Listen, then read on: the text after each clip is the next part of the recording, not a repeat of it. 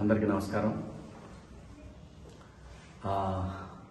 చాలామంది మిత్రులు నాకు ఫోన్ చేసి ప్రశాంత్ గురించి అడుగుతూ ఉన్నారు. నేను చెప్పేది ఒకటే, ప్రశాంత్కి ఏమీ కాదు. ప్రశాంత్ చట్ట ప్రకారం బయటకు వస్తాడు. చట్టం మీద గౌరవంతో ఉన్నాడు. తను ఎక్కడికి పారిపోలేదు. పారిపోయాడని చెప్పి రకరకాల థంబ్నెయిల్స్ పెట్టారు. అది చాలా బాధేసింది. దాని తర్వాత ఏంటంటే, ప్రశాంత్ ఎలాంటి వాడో 4 నెలలు ఒక హౌస్లో ఉండి చూశాను. వాడు చాలా మంచి కుర్రాడు. ఓకే, వాయిస్ తోటి చిన్న గెలిచాను అనే ఆనందం ఒకసారి మనిషిని డామినేట్ చేయొచ్చు. ఏంటి, నేను అందరినీ కలవాలి, నా వాళ్ళందరూ వచ్చారు, ఇలాంటి పరిస్థితులు కొన్ని ఉంటాయి. అటువంటి పరిస్థితులు కొంచెం ఎక్సైట్మెంట్ ఫీల్ అయ్యి ఉండి తను పొజిషన్లో ఆ ర్యాలీలో పాల్గొన్నాడు. కానీ తనకు తెలియదు, తను హౌస్లో నుంచి స్టూడియో నుంచి బయటకు రాకముందే కొంతమంది కంటెస్టెంట్ల కార్లు అద్దాలు పగలటం ఇవన్నీ జరిగినాయి. అది చాలా బాధాకరం. కానీ నేను అనేది అది ఆ విషయం ప్రశాంత్కి తెలియదు. బయట ఎవరో అభిమానులు ఎవరో వాళ్ళు చేశారు. చేసింది ఎవరైనా సరే జరిగింది చాలా పెద్ద తప్పు. అలా ఎప్పుడు చేయకూడదు. ఎవరి అభిమానులైనా కానీ ఈ కార్ల అద్దాలు పగలగొట్టాలి. ఏమొస్తుంది? లోపల ఫ్యామిలీలు ఉంటారు, తల్లిదండ్రులు ఉంటారు, అమర్ వాళ్ళ ఫ్యామిలీ ఎంత బాధపడి ఉంటారు. ఎంత బాధపడటం కాదు, ఆ టైంలో వాళ్ళు ప్రాణాలు అరిచేతిలో పెట్టుకొని ఉంటారు. ఇలాంటివన్నీ చాలా తప్పండి. అది ఎవరైనా సరే, అభిమానులు కావచ్చు, అభిమానుల రూపంలో ఉండి కావాలని చేసిన వాళ్ళు కావచ్చు, దాన్ని తీవ్రంగా ఖండిస్తున్నాను. ఇంకో విషయం ఏంటంటే, ప్రశాంత్ గురించి నేను ప్రతిసారి మాట్లాడాల్సిన అవసరం లేదు. ప్రశాంత్ ఇష్యూ అయిన మొదటి గంట నుంచి ఈ క్షణం వరకు ప్రశాంత్ విషయంలో ఏం జరుగుతుందో ప్రతి ఇన్ఫర్మేషన్ నాకు ఉంది. సో కాబట్టి నేను ప్రతిదీ ప్రూవ్ చేసుకోవాల్సిన అవసరం కూడా నాకు లేదు. ఎందుకంటే వాడికి నేనేంటో తెలుసు, నాకు వాడేంటో తెలుసు. ప్రశాంత్ చట్టాన్ని గౌరవించే వ్యక్తి. చట్టాన్ని గౌరవించి చట్ట ప్రకారం తను బయటకు వస్తాడు. అది రేపు ఖచ్చితంగా ప్రశాంత్ బయటకు వస్తాడని ఎక్స్పెక్ట్ చేస్తున్నా. రేపు కాకపోతే ఎల్లుండి కాకపోతే మండే. ఎందుకంటే ఇది చట్టానికి లోబడినటువంటి అంశం కాబట్టి, చట్టాన్ని మనందరం గౌరవించాలి కాబట్టి ప్రశాంత్ నేరస్తుడు కాదండి. ప్రశాంత్ క్రిమినల్ కాదు. చట్టాన్ని అతిక్రమించారనే ఒక నెపం మోయబడ్డ వ్యక్తి. అది అతిక్రమించాడో లేదో గౌరవ జడ్జి గారు నిర్ణయిస్తారు.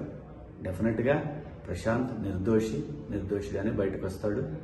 ప్రశాంత్ గురించి మీరు ఎవ్వరు కూడా వర్రీ అవ్వాల్సిన అవసరం లేదు. వాళ్ళ నాన్నగారు, వాళ్ళ బావగారు, వాళ్ళ కుటుంబ సభ్యులు కంటిన్యూస్గా నాతో టచ్లో ఉన్నారు. అంతా కూడా కంట్రోల్లోనే ఉంది. ఎవరు కూడా భయపడాల్సిన పని లేదు, బాధపడాల్సిన పని లేదు. మనందరం కూడా చట్టాన్ని గౌరవించాలి, రాజ్యాంగాన్ని గౌరవించాలి. సో కాబట్టి బయటకు వచ్చి ప్రెస్ ముందుకు వచ్చి ఇంకొకటి కూడా, ఆ థంబ్నెయిల్స్ అన్ని చాలా బాధాకరంగా ఉన్నాయి. దేని గురించి థంబ్నెయిల్స్ ఎందుకు అలా పెట్టుకోవాలి? మీరు చూడాలి, చూస్తే ఎంత వస్తుంది అంటే, ఒకరిని బాధ పెట్టి మన దగ్గరకు వచ్చే డబ్బుతోటి ఆనందం పొందాలంటే అది ఎంతవరకు కరెక్టో ఎవరికి వాళ్ళు ఆలోచించుకోవాలి. నేను ఎవరిని తప్పుపట్టట్లేదు. ఒకసారి మనల్ని మనం ఆలోచించుకొని పెట్టే థంబ్నెయిల్స్ కనుక మీ కుటుంబ సభ్యులకు కూడా మీ గురించి కూడా అలా పెడితే ఎలాంటి బాధ ఉంటుందో అర్థం చేసుకొని కరెక్ట్ థంబ్నెయిల్స్ పెట్టండి. మీ ఇష్టం, పెడితే పెట్టుకోండి, లేకపోతే లేదు. నా అభిప్రాయం నేను చెప్పాను. So Prashant is safe, is fine. ప్రశాంత్ని రేపు మనం చూస్తాం బయట. ప్రశాంత్ నేరస్తుడు కాదు, ప్రశాంత్ క్రిమినల్ కాదు, ప్రశాంత్ నిందితుడు కాదు. ప్రశాంత్ ఇప్పుడు ఒక బాధితుడు. ఇదైతే ధైర్యంగా చెప్పగలను.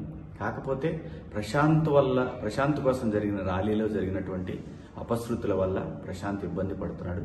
ఇది భవిష్యత్తులో కూడా ఎలాంటి పునరావృతం కాకుండా ప్రతి వాళ్ళు, అభిమానులైనటువంటి వాళ్ళు ఆలోచిస్తారని ఆశిస్తూ, సో ఈ 3 రోజుల నుంచి కూడా నేను నిజంగా హౌస్ నుంచి వచ్చాను కాబట్టి ఇంకా అది మా మైండ్లో నుంచి పోలేదు. మీకు ఎవరికి అర్థం కాదు. కొంచెం ఆ ఇది ఉంటుంది. నేను తట్టుకున్నాను, కానీ ఆ వయసుకి ఆ పిల్లలు తట్టుకోలేరు కాబట్టి కొన్ని ఆ ఇబ్బందులు కూడా ఉన్నాయి. సహృదయంతో మీరు అందరూ అర్థం చేసుకుంటారు. నిన్ననే యావర్ని కలిశాను. మొన్న నైట్ యావర్ని కలిశాను. కలిసింది ప్రతిదీ చూపించుకోవాల్సిన అవసరం లేదండి. చూపించాల్సిన అవసరం లేదు. ప్రతిదీ మనం ఇప్పుడు హౌస్లో ఒక గేమ్ కోసం వెళ్ళాం, అక్కడ స్నేహితులు అయ్యాం.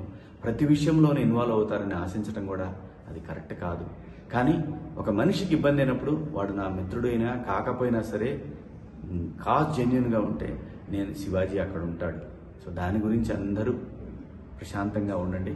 Prashanth is safe, Yawar fine.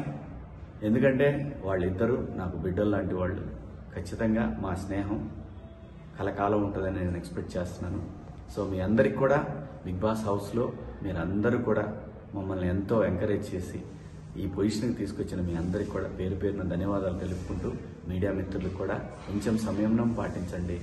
కొంచెం యూట్యూబర్స్ అందరికి కూడా నా విజ్ఞప్తి ఏంటంటే సోషల్ మీడియాలో కొంచెం సంయమనం పాటించండి. దీనివల్ల ఏమీ రాదు. సరైన కంటెంట్, సరైన కథ ఉంటే చిన్న సినిమా అయిన పెద్దగా ఆడుద్ది.